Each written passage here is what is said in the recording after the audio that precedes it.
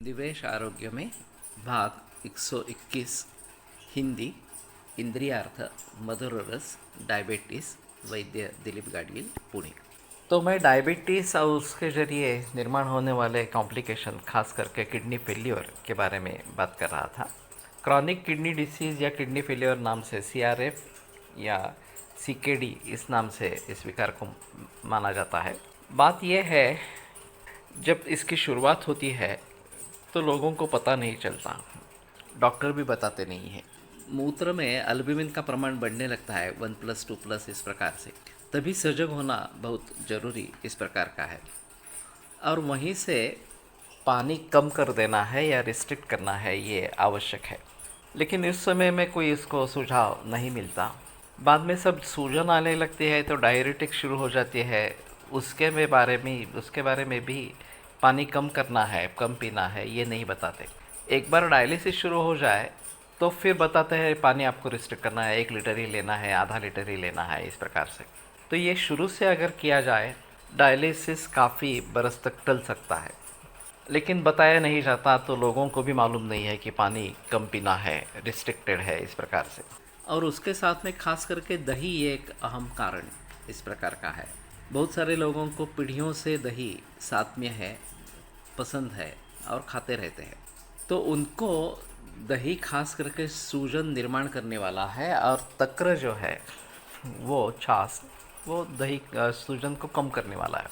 तो दही को छोड़ के छाछ अगर लेना आरंभ करें तो भी काफ़ी अच्छे परिणाम आते हैं। इसके साथ में टमाटर विशेषतः एक है जो किडनी के लिए उतना अच्छा नहीं है, किडनी स्टोन्स बनाने में उसकी सहायता होती है, मूत्राशमरी जिसको कहते हैं। और अचार और ये मानसिक भाव, चिंता, शोक, भय, क्रोध वगैरह वगैरह इस प्रकार से विरुद्धांध दूध और फल इकट्ठा लेना, ये सभी कारण हैं। तो ये दोनों विकार, डायबिटीज़ हो या नेप्रोपैथी हो, जीवन शैली से जुड़े हैं।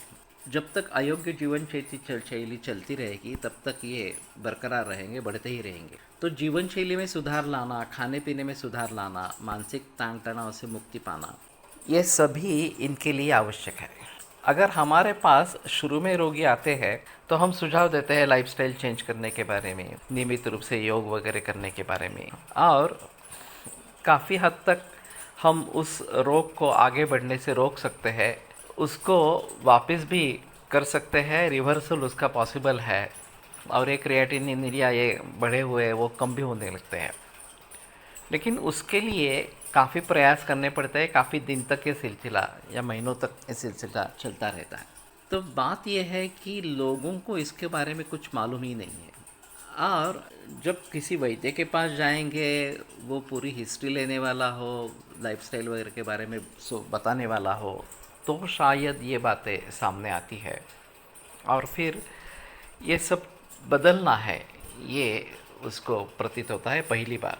तो मेरा सुझाव है कि ये लाइफस्टाइल से जुड़ी बीमारियां हैं, तो लाइफस्टाइल वैसे भी सभी लोगों को ठीक करनी ही है किसी भी रोग को रोकने के लिए, चाहे डायबिटीज़ हो, चाहे हाइपरटेंशन हो, चाहे कैंसर हो या कोई और बीमारी इस प्रकार की हो।